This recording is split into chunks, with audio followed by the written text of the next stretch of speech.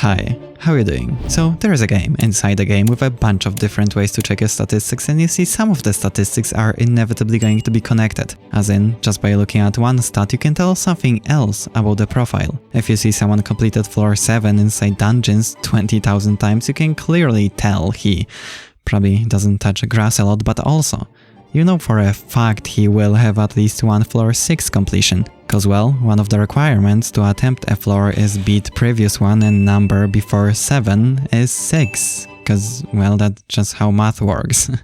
Incredible, I know. Or another example is highest damage dealt and kills.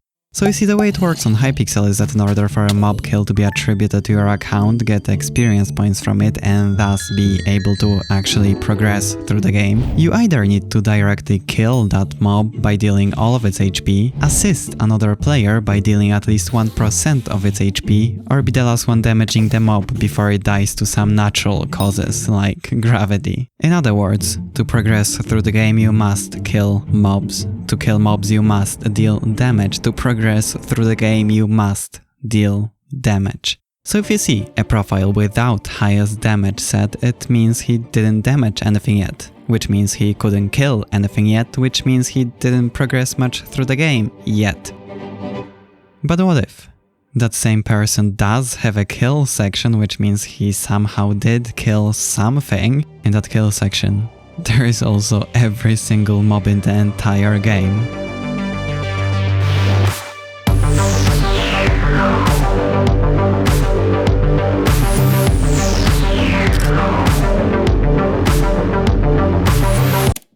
But first, for a little context, Hypixel Skyblock is a game that basically revolves around dealing as much damage as possible. Yeah, there are plenty other activities you can do, but it always seems to come back to this one thing. Oh, you decided to cut down trees, which levels up your foraging, which gives you strength, which makes you deal more damage. You farm potatoes, which unlocks a book that applied to your weapon makes you deal more damage. You decided to quit the game entirely, which left your minions working, making you money, allowing you to buy better equipment, and you guessed it, deal more damage. And over the years there were plenty that took up this never-ending quest to deal as much as possible. But no one seemed to be wondering the opposite. Okay, but what's the least amount of damage you can do? Is it even possible for you to deal like 1 damage? And so one day I actually decided to test it. Cause I mean, you start the game while already dealing 5 damage, and there actually isn't many ways to reduce that. In fact, apart from a few ways to reduce your critical damage, I could find only a single way to reduce your actual base damage. Weakness potion. At level 1 it reduces your damage by 5, and sure enough, if you make yourself deal 6 damage then drink the potion, you will in fact be dealing 1 damage. But then you may be wondering, what happens if you deal 5 damage and reduce your damage by 5? Well, in that case you'd be dealing nothing damage. Like seriously, it doesn't even say 0, it doesn't say anything. It looks like you're dealing damage, except you're not. Okay, well that's an interesting interaction, I thought, but if the only way for a mob kill to count is to be first damaged by you, how is the game gonna interpret if now the mob dies after being technically damaged by you, but actually not?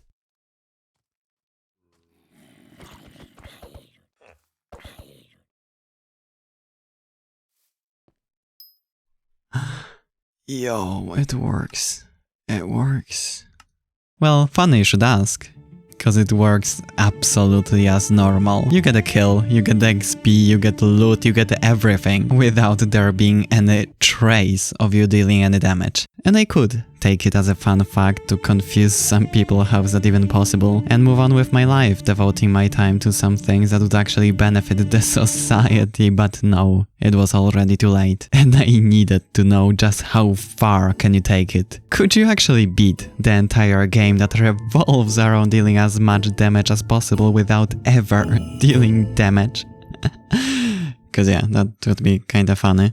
Okay, some of you may ask, but how is that even going to work? I mean, you can't beat the game that has no defined end in general. Well yeah, but if we can prove that we can defeat each mob at least once, then it means we can defeat it multiple times, thus proving we can beat Skyblock while dealing no damage. Because I mean, for every other thing that doesn't involve dealing damage, then yeah, shockingly you can still do it without dealing damage. I mean, technically you still have to access the area, but by defeating mobs in that area you are already proving you can access the area, and if there are any other exceptions, then I don't know, we'll figure something out. And the last question is just where do we do it, because I mean, if our main goal is trying to defeat as many mobs as possible without dealing any damage, then the smart decision would be to do it on my main profile where I already have access to all the areas, thus skipping all the boring grinding part and just test it theoretically, which I'm sure anyone who has ever played this game would understand why is that the most sensible option. However, undoubtedly a lot cooler would be trying to do it on a new profile where you could actually see that no damage were ever dealt. But even that, there are two ways to go about it. I could transfer some of the coins to at the very least speed up the early progression, or for absolutely no reason whatsoever try to do it as legit as possible and just accept the fact that even single mistake or unforeseen mechanics resulting in me dealing any damage whatsoever instantly makes the hours of progress I did on the profile become worthless and means total reset. I shall be fine.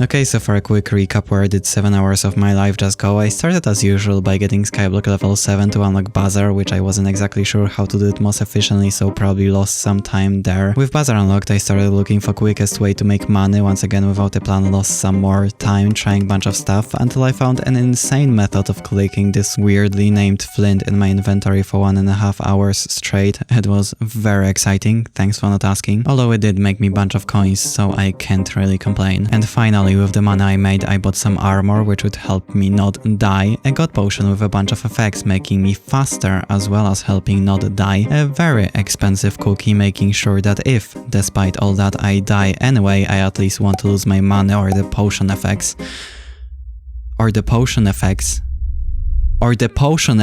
Brew some weakness potion and finally crafted the best weapon of all of them. Jerry sword. That wasn't a joke. This weapon is so bad that I can actually use it and still not deal any damage, and using weapon means I can use enchantments like knockback, which I wouldn't be able to do with my fist. And with all that, I was ready to start unaliving some mobs. Starting with the 6 in the hub. As expected, there was no problem with any mob located within any close proximity to the ledge. Even old wolf, that would be quite a challenge at my stage of the game, got dealt with basically one punch. Which is something I didn't even consider when I first started playing the game years ago. If you don't have enough damage to kill the mob, well, just punch it off the edge. It's Skyblock after all. Well, the problems started with the crypt mobs located underground, which does not fit close to the ledge criteria. That is until you lead them outside, close to the ledge, helped by the fact that for some reason they cannot attack you once they leave the crypt. So I killed the regular crypt ghoul, which got me loot and combat XP, and then much stronger golden crypt ghoul, which got me loot and no combat XP. Wait, what? So as it turns out, the void is not killing the mobs instantly like I previously thought, and it seems like the golden ghoul has too much HP for the void to kill it quickly enough for me to still get combat XP from it. Which I would be fine with. I had other ways to get combat XP, the question was if the kill still counted. And the timing couldn't be any worse for this to happen, cause the website I would use to check it had some issues and no matter what I did just wouldn't load in. So assuming the worst that it didn't count, I quickly came up with a plan to jump off the edge along with the golden ghoul and just punch it right before we enter the void, basically to give it as much time as possible for it to kill the mob and still get combat XP, which would confirm that the kill counted. Seemed like a decent plan to me. Well, so I kinda missed time the first attempt, and when I went for the second one, something strange has happened. I got notification in the chat about loot share, which should be impossible, since it only works when you deal damage and I was not dealing any damage. But just to be sure, I checked my potion effects. And it all came crashing down. So you see, when I jumped to the void, the booster cookie saved my potion effects. as it should, but not all potion effects. Only positive potion effects. Weakness, even though the most essential potion for me is technically not a positive potion effect, so it didn't save it. And not aware of this, I kept punching mobs convinced I was still not doing any damage. And you have no idea how shuddering that felt. It's not just the fact that I spent 7 hours preparing just to fail in the first 5 minutes, that's actually kinda hilarious. It's just that I really thought this is going to be the profile, like I even spent extra hour making more money cause I knew I would need it later. And when you think, it couldn't possibly get more tragic, the website with your statistics started working again, confirming that the kill did in fact count. Even the first time. Good to know. Honestly, good to know.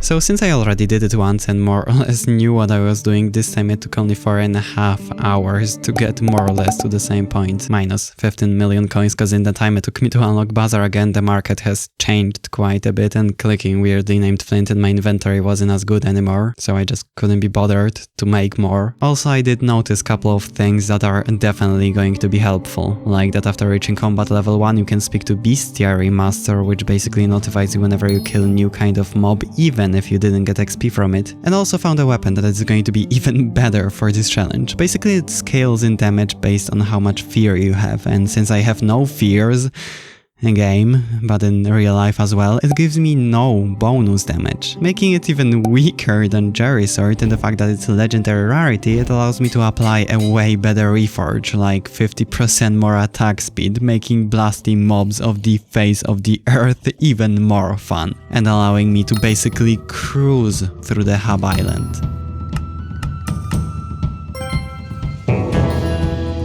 As well as most of the farming islands.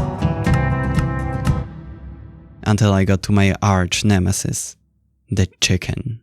And the thing about chickens is that they don't take fall damage. They also fall for a very long time. So long that after I punched one off the edge, nothing happened.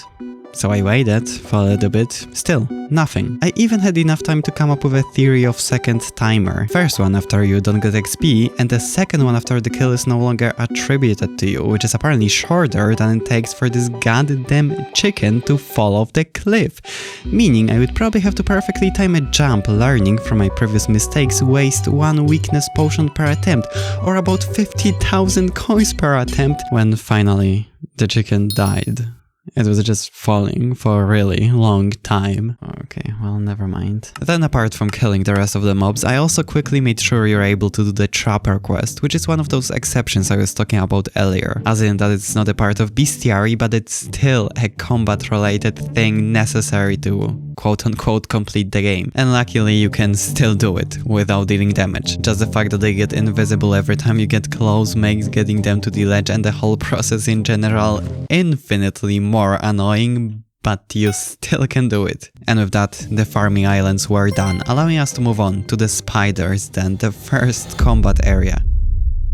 But must say, not much different from what we already saw, as in the standard method of dropping mobs to the void was still very much good enough. Except for one more interesting case of splitter spider, or rather silverfish that spawns from splitter spider, meaning we can't drop it to the void or it won't spawn them. But like still, fall damage is a thing, apparently reduced for spiders, cause I don't know how the hell did it survive that fall. And the actual challenging part was avoiding other players stealing all of your kills you had to work so hard for. No, don't kill. Okay, I can do it. I can.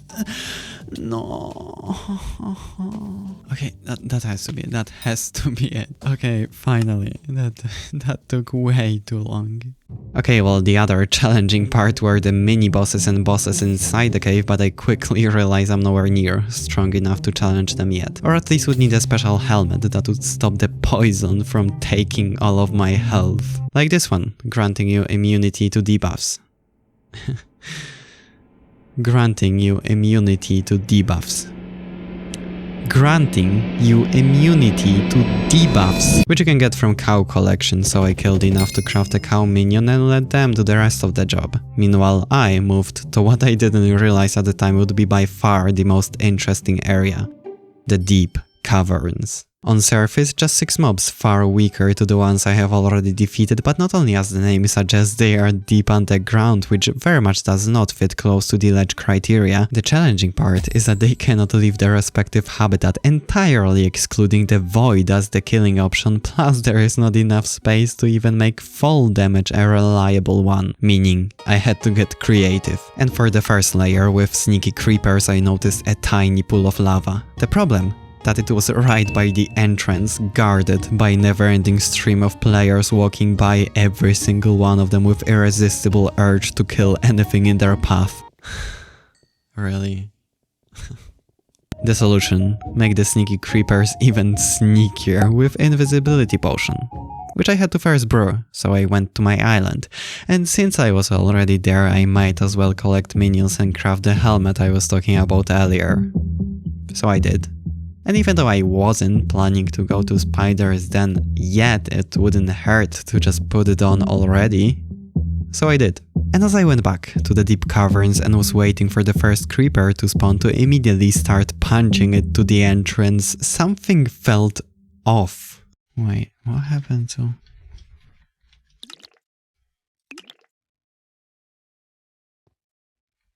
Did we die?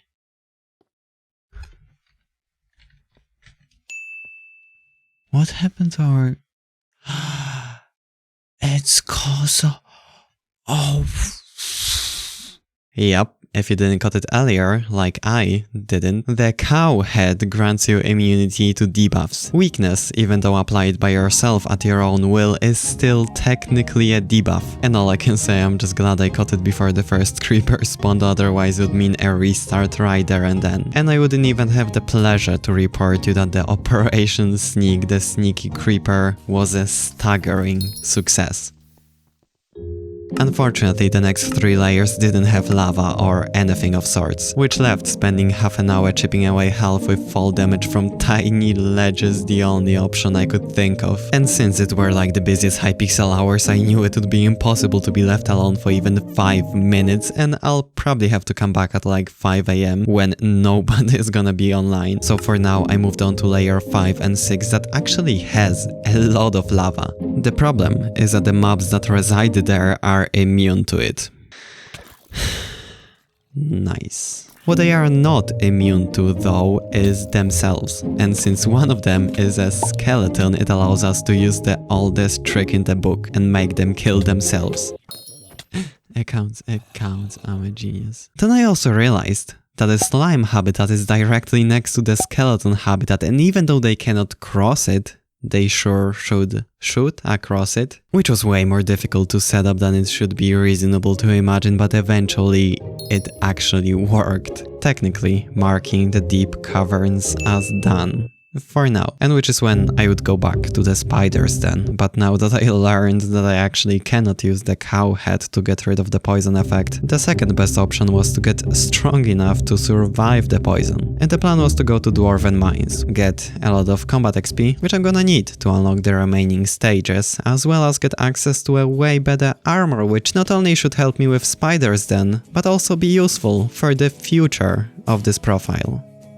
For the future of this profile. Okay, first of all, this one is on me.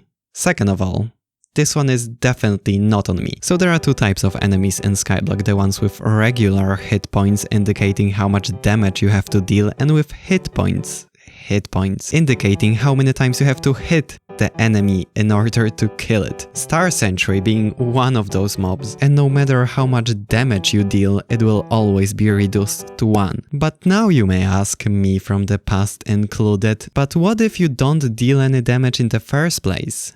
Well, you still deal 1 damage, which I agree, that one is on me, I should have expected that. But even then, that is not actually damage you're dealing, it's more like a hit counter if anything, and it definitely shouldn't count as your damage, and of course it did. Which is kinda on me, I should have tested it before, but I refuse to take the responsibility cause it doesn't make sense why did that count.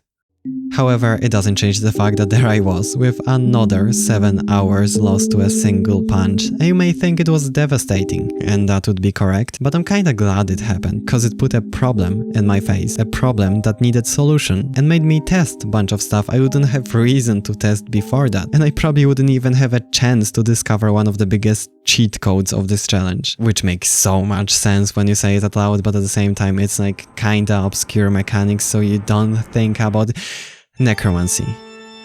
It essentially allows you to summon mobs that will fight for you. And as it turns out, the damage they deal doesn't count as your damage. Unfortunately, that also means that their kills also don't count as your kills. Fortunately, they also don't count as anyone's kills. It's like fall damage or void. So if you are the last one damaging the mob, then they count for you. And because once again you can't deal damage, the weakness potion is still gonna be the key, but now you have a reliable way to fight almost any mob anywhere. Which is admittedly way less cool than sneaky creepers or bringing skeleton to the edge of its habitat so he can shoot a slime, but at this point I didn't care. I was so done with this challenge, I was ready to give it up half an hour ago, but now I felt I had to give it one last go.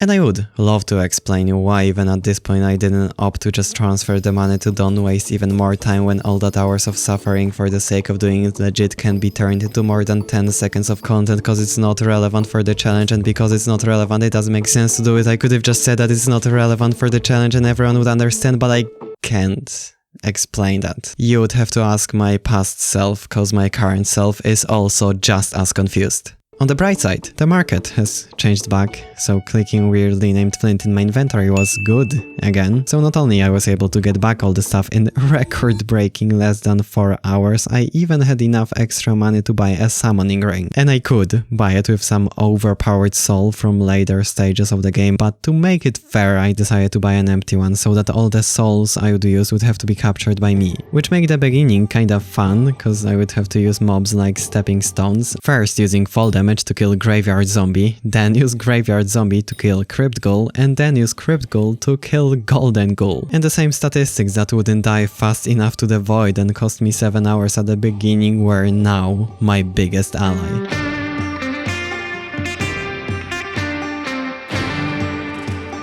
And things became easy from that point without single problem getting through all the starting islands, including deep caverns, which at this point was a child's play, and even surpassed my previous record by going all the way to the end. I even was able to participate in ongoing mythological event and get some kills there, defeat some Slayer bosses, and even get all the way to combat level 15. Cause you see, since basically my only source of damage was from summoned souls, the only way for me to get stronger and progress further was to get better ones, and the best ones are found in dungeons that are unlocked at combat level 15.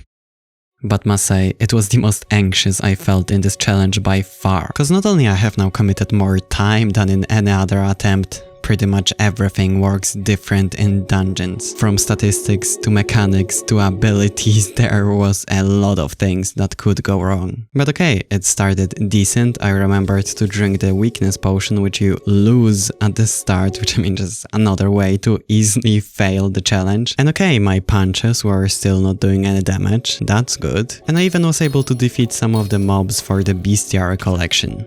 So far, so good. And eventually I completed the run, the entire time consciously avoiding using any abilities or anything that even looked like it had potential to do any damage. Everything seemed fine. Until I checked my statistics. Highest damage, 6,660. Which I have no idea who or what did that damage, but it wasn't me. I couldn't even do that much damage if I wanted to, and it must have been again some weird mechanics. And at this point I didn't even feel sad, I just felt empty. That after close to 25 hours I didn't even have single profile with 0 damage to show for. Okay, well, that's not exactly true. So you see, this entire time I was basing my information off of this one website, which seems to be having a weird interpretation of what is actually your damage, as in it counts pretty much anything as your damage. Because when I later checked a different stat provider, it was still showing 0, which I guess now the question becomes which one is the correct one. And something that is totally not going to be biased by the fact that according to one stat provider I did fail and according to another one I didn't, I'm gonna say the second one is the correct one. But I mean, it does make sense. Something shouldn't count as your damage if it's not actually damage, or when it has nothing to do with you wanting to deal or even being able to trace the source of that damage. So according to that metrics, I still technically didn't fail, which I didn't know back then, so still convinced it was all over. I just logged onto my main profile and started testing a bunch of stuff I thought could be interesting that I didn't have chance to cover yet, and this is more or less what I found out. So for Slayer bosses, there was one slight issue because my profile isn't even progressed enough to defeat some of them normally, but I did test that you can defeat at least each tier 1 without dealing damage, so if you're just gonna do that enough times, then yeah. For Arachne boss it's a bit weird because you can defeat it without dealing damage, making for quite some funny reactions, and even get the full loot and combat XP, but it doesn't count towards your bestiary, which at this point, I don't know, who cares. For Dragon you can get the loot and even make it count towards your bestiary, and the trick is to just destroy one of the crystals, which deals damage towards the dragon, and it doesn't count as your damage by neither website actually. As for the Rift, I don't think there is a way to play it without dealing damage, but I'm gonna conveniently say it's more like a DLC than an actual part of Skyblock, and it doesn't count towards beating Skyblock. For pests, I still have no idea what's the point of them being in the game other than stop people from AFKing garden cleverly disguised as content, and the only way to damage them is with vacuum, which for one website it does count as your damage, for other it doesn't, so go figure. And finally for Kudra boss, there was another slight issue, because since it first came out I still didn't even do the starting quest, which you have to do in order to fight Kudra, and which took way longer than it should have because it's literally impossible to find anything on this island. And as for my honest review of the quest is that they for sure have some good mushrooms. That's the review. As for Kudra itself, I'm not sure what was going on, but I wasn't doing anything and was getting tons of bestiary collection and got the full loot at the end, so it seems like if you just stand by pretending to be helpful and let your teammates do all the work, then you can defeat it without dealing damage. I guess the same applies for dungeons, or you can just play healer, I don't know. And I'm sure there is tons of stuff I forgot to mention. I mean, technically I didn't even fail yet, so I could continue if I wanted to, but I don't think I will. This whole challenge is way too much of a roller coaster of emotions for me to handle. The weakness instead of just a potion effect inside the game at some point starts to feel more like a medicine you have to remember to take to stay alive. Every time I would see a mob don't have full HP, I would be convinced it was because of something I did and my run is over. And after enough failures, your entire experience just becomes a constant anxiety. Keep wondering if your next punch is going to be your last because of some yet another mechanics you didn't account for. And that's not even mentioning the sheer amount of grind it takes to do anything on Skyblock. I really should have picked a better game for those kind of challenges. But finally, accounting for everything I just learned and to the best of my abilities answering the question if you can beat Skyblock without dealing damage,